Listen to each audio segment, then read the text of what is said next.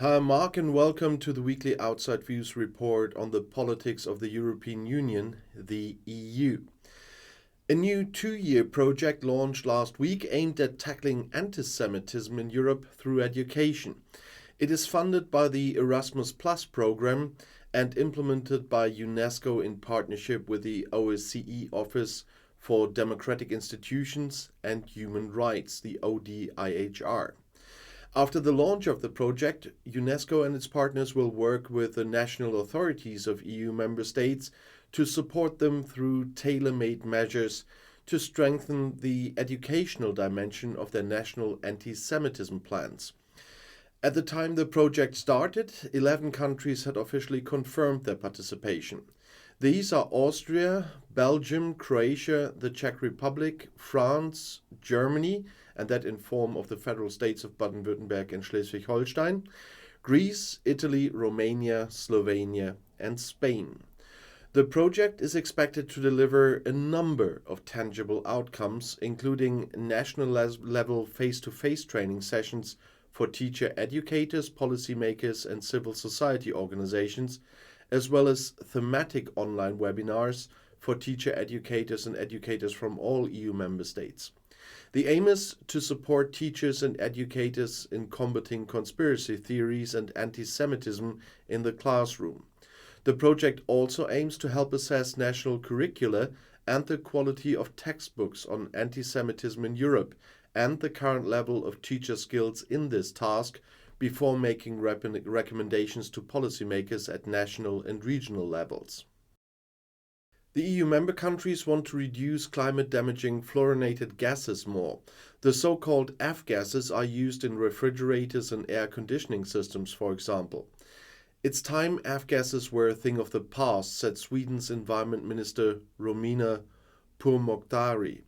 The EU countries also agreed on Wednesday in Brussels, contrary to the proposal by the EU Commission, to postpone a number of bans, especially for the use of gases in heat pumps, as announced by the Swedish EU Council presidency. The European Parliament must now negotiate a compromise on the project with the EU states. The impact of fluorinated gases on global warming is up to several 100,000 times greater than that of CO2, as Pourmokhtari said. According to the EU Commission, F-gases account for around 2.5% of the EU's greenhouse gas emissions. A year ago, the Brussels authorities proposed tighter limits on the use of these gases.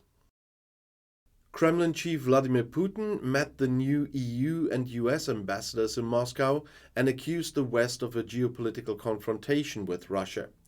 The EU staged this confrontation and left behind its mission of developing economic cooperation and integration on the European continent, as Putin said on Wednesday at a ceremony marking the inauguration of new ambassadors. Putin accused the United States of having sparked the conflict in Ukraine with a revolution. At the same time, he spoke of Russia's fundamental readiness for dialogue with all states and for a partnership on an equal footing. Russia's military invaded Ukraine over a year ago on Putin's orders. That we must not forget in this context. With the help of the United States, the EU wants to become more independent of the Russian nuclear industry. In order to reduce dependence on nuclear materials and nuclear fuel cycle services, the intention is to expand cooperation, as the Union and the United States announced on Tuesday after an EU-US Energy Council in Brussels. Furthermore, EU countries that are already broadening their range in operating their nuclear power plants are to be supported. For example, the Czech Republic announced last week that it intends to completely dispense with the purchase of fuel elements from Russian production for its nuclear power plants from 2024. Russia's plans to station nuclear weapons in neighboring Belarus pose a threat to Europe from the point of view of EU Foreign Policy Chief Josep Borrell. Borrell said in Brussels on Tuesday that the situation is escalating without having achieved anything. This latest nuclear poker game is a direct threat to European security. Just over a week ago, Borrell wrote on Twitter, the EU is ready to respond with further sanctions. Kremlin chief Putin had announced that he would station tactical nuclear weapons in the neighboring ex-Soviet Republic of Belarus because of the high tensions with the West as a result of the Ukraine war. He justified this by saying that the USA had been doing something similar in Europe for years.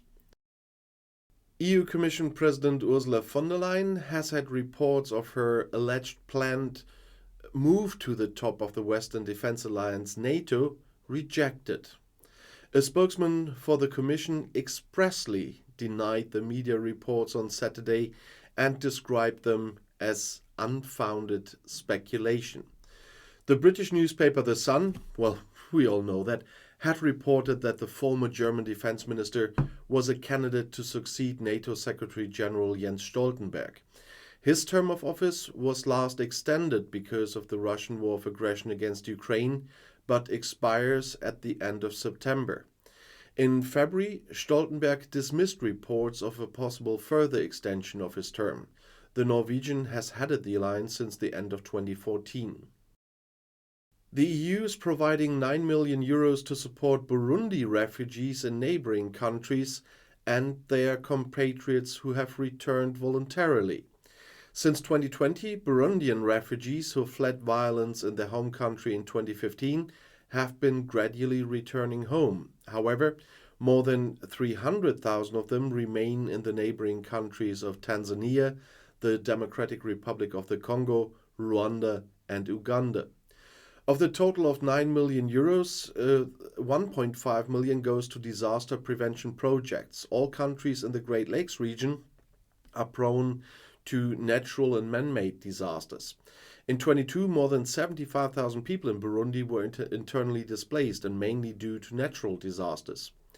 Over €47 million has already been released to support partners in humanitarian work in DRC, and a humanitarian airlift has been launched to address the deteriorating situation in eastern DRC.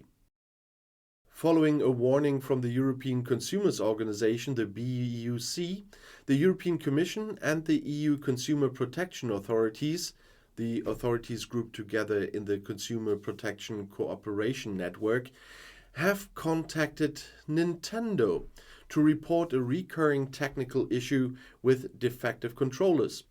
In response, Nintendo has agreed to grant all consumers the right to free repairs for the affected Nintendo Switch game console controllers, beyond the statutory warranty. The joint action was led by the Greek Ministry of Development and Investment and the German Federal Environment Agency and coordinated by the European Commission.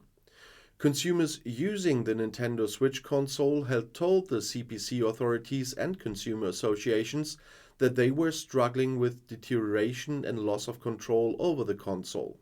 As these issues rendered the controllers useless, consumers who could not have them repaired easily or free of charge were forced to replace them, resulting in unnecessary e-waste. As a result of the complaint, Nintendo agreed to repair defective Joy-Con controllers at Nintendo repair centers free of charge and to clearly advertise this offer, regardless of whether the problem was caused by a defect or wear and tear, and even if the manufacturer's warranty from Nintendo has already expired. To further improve its response to emergencies, the EU is increasing its own emergency shelter reserves to be available in the event of crises or disasters that overwhelm national response capacities. The EU is providing €116.6 million to Croatia, Poland, Slovenia, Spain, Sweden and Turkey to acquire and set up new RESC-EU emergency shelter reserves that can accommodate thousands of people.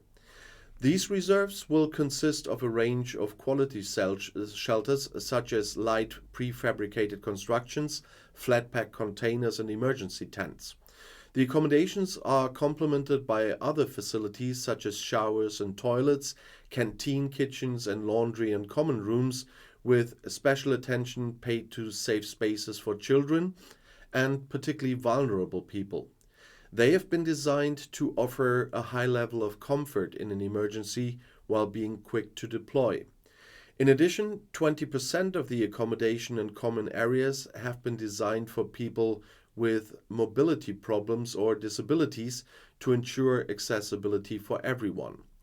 In addition, the environmental impact of this reserve has been reduced in all phases of the project, both in production, with a reduction of waste, minimization of transport by using components made in Europe, and choice of recycled or reusable materials, and also in delivery, with innovative concepts for minimization of cargo volume and with a geographic distribution that minimizes travel distances.